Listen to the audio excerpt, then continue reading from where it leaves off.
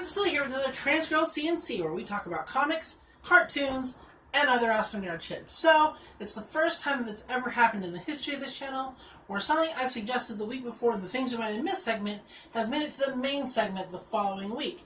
The first time this was done, it was done by Hi-Fi Fight Club, and it's now been done by Fence, so we're definitely going to talk about Fence, but it seems apt that we should talk about the first comic that actually did this feat on this channel, in the segment I'm calling right now, Things We Need More Of. The reason I say that is because Heavy Vinyl, which was once called Hi-Fi Fight Club, they changed the name for the last issue because they didn't want people to confuse it with the popular movie, which is terrible. It's a terrible movie, but it's popular, whatever. And so now it's called Heavy Vinyl. You can find all 4 issues under that name. I have 3 issues as a Hi-Fi Fight Club, and I like that name better personally, but that's okay. I think we do need more of this, mostly for a lot of reasons, like it's super queer, it's got a lot of female empowerment, and it's just well written, it's good, and it left off on a cliffhanger, which tells me that they do want to do more with it. I don't know if it was weak sales, or they just wanted to move on to something new. A lot of the smaller publishing houses sometimes only do 4-issue runs of things to kind of test the water, see how it goes, and they come back to it later. Black Mass did it with Kim and Kim. I'm hoping for another run of Kim and Kim, which would be great. But we'll see if we do get more of this. I'm totally saying that we should. So if anybody out there who can make that happen, please make it happen, because I really like these characters, and it would be great. So let's move on to our main topic, right? We're talking about Fence, which is also by Boombox Studios. So I don't know if you're a fan of Boombox. I certainly am. Obviously, I'm reading their stuff.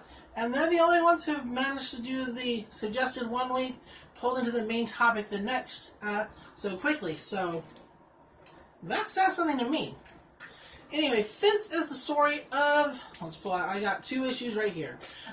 Fence is the story of Nicholas Cox and his dreams to be a great, renowned fencer. He goes to regionals, and he gets beaten by Seiji, who is this, like, prodigy, amazing fencer.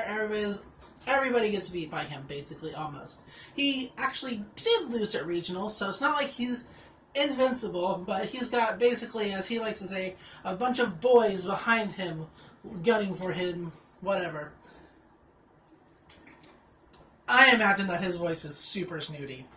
I don't know why. Now, I did mention last week that I thought this comic might be a little queer. That wasn't until I totally read through the 3 issues that are out. This comic is insanely queer. Like, it's more queer and gay than I could have ever prepared myself for, which is amazing because I didn't think that was possible. So, other than Nicholas and Seiji, who are really our main focus of the comic, there are 2 protagonists, kind of semi-antagonists. Semi-antagonists because they both have to be in the same school and eventually on the same team. We haven't gotten that far yet. Tryouts for the team are next issue, issue number 4, so we'll see how that goes. But other than that, there's a character named Bobby, who I actually mistaked, my bad, for a girl. He is not a girl. He just likes to wear skirts, and his school uniform is a dress. And maybe there are other characters and students within this all-male school who do the same thing, but I really enjoy and appreciate that, more so because everybody just treats it like it's totally cool and the norm. Even Nicholas, who is not from that particular school, like he's a transfer in, he doesn't think anything about it. He just, he's there to fence, whatever. It's a fencing school. There's another character whose name I forget, who the coach has a rule about.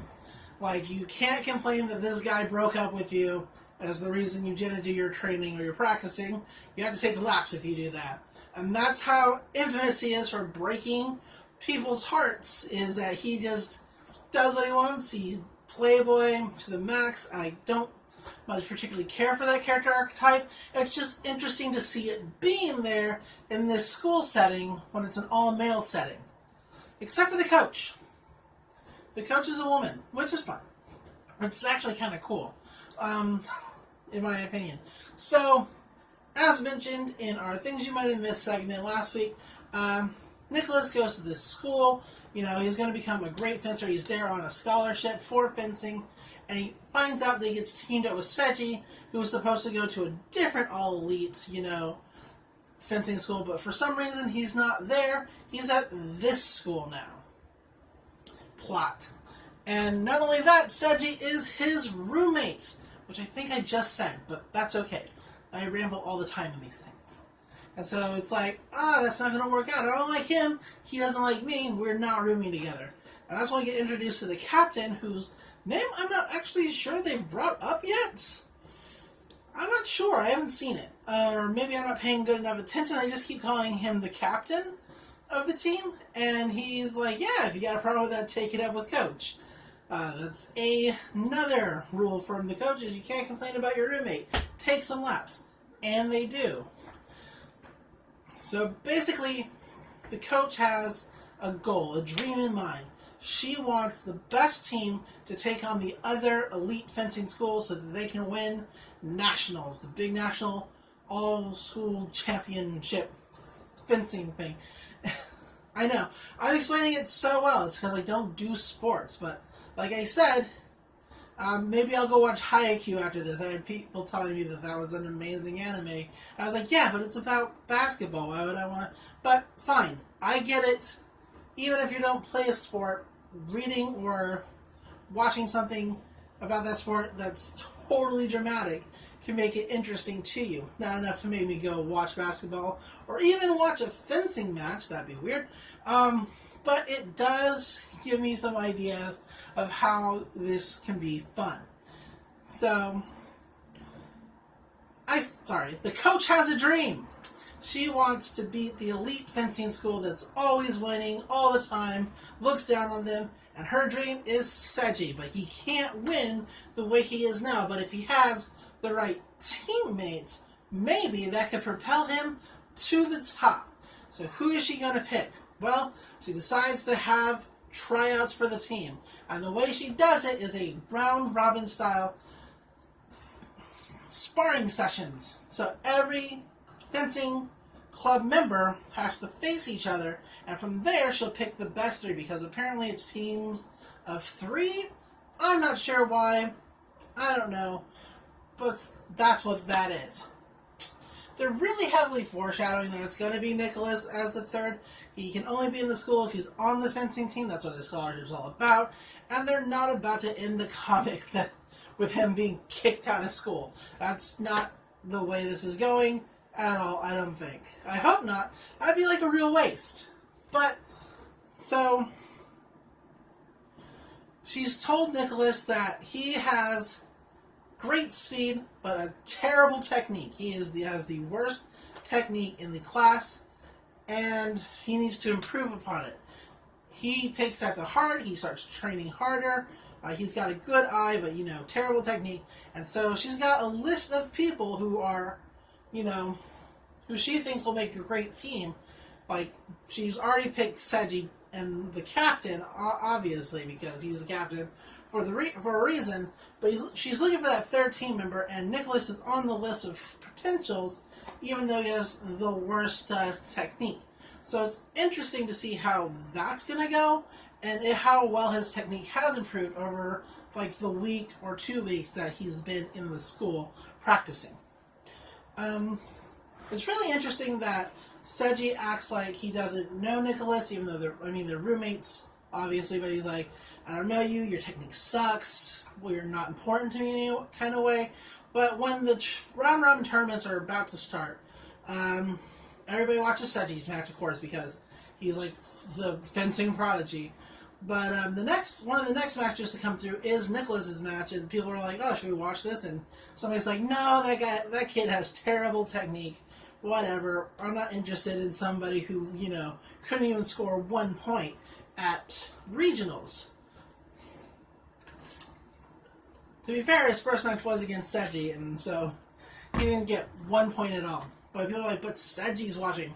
What could that mean? And that's kind of how the third comic ends. The fourth one is out this month. I really like this story. It's got the right amount of intensity and drama and suspense to kind of keep you reading and keep you going. And it's just, the characters are fun. I really like Bobby. I want more of Bobby just because I want to know just more about Bobby. Like, he is kind of like... Every story, I guess, kind of needs, like, the cute character. And Bobby is totally it. Like, he warms my heart. But yeah, that's everything about Fence that I can think to talk about. Other than, like, what else do I like this? I like the story, like I just said. It's great. It's got the right amount of drama, the right amount of action. It keeps you pulling you into the story, wanting to know more. And I think that's all great. As you can tell, the art style is really great.